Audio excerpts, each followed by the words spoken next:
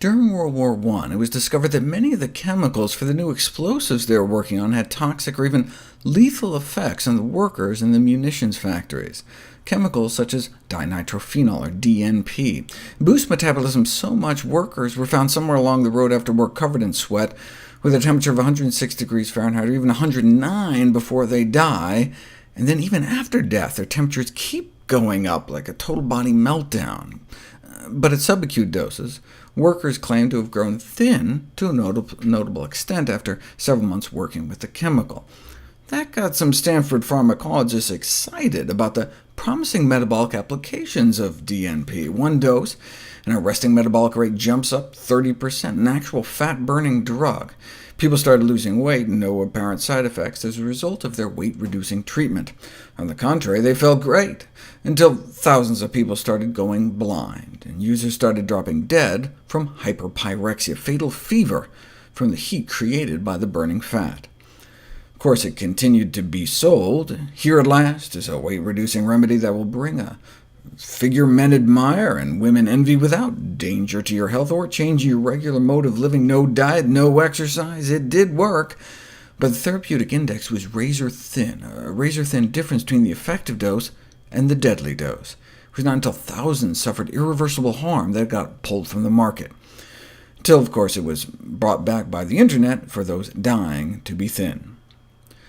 There is a way our body naturally burns fat to create heat, though. When we're born, we go from a nice tropical 98.6 in our mother's womb straight to room temperature, and we're all wet and slimy. This represents a challenge for thermoregulation, for maintaining our warm body temperature.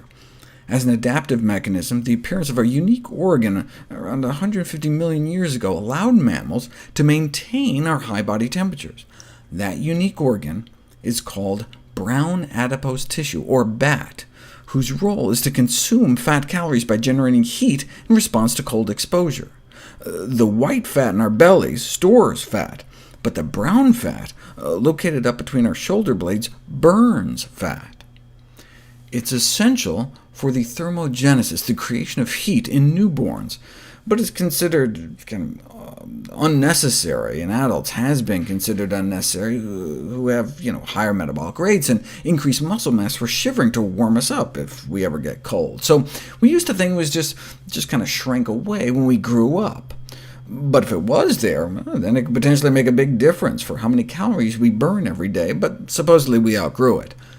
But when PET scans were invented to detect metabolically active tissues like cancer, oncologists kept finding hot spots in the neck and shoulder regions that on CT scan turned out to be not cancer, just fat.